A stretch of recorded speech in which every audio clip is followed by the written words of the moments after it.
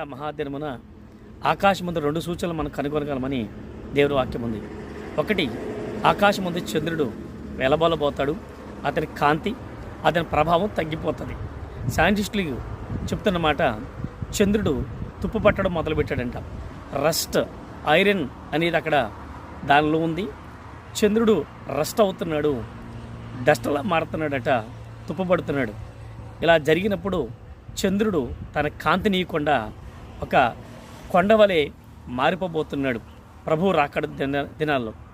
రెండవది, సూర్యుడి ముఖము వెలవెలబోవును, అనగా సూర్యుడి కాంతినీయడు.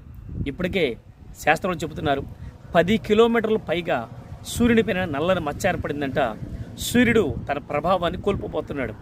ఇవి ఎక్కడికి పోతున్నాయి అంటే దేవుని రాకడ దినానికి ఇవన్నీ కూడా సిద్ధమవుతున్నాయని గుర్తుపెట్టుకో. నీవు నీ హృదయాన్ని దేవుని కొరకు సిద్ధం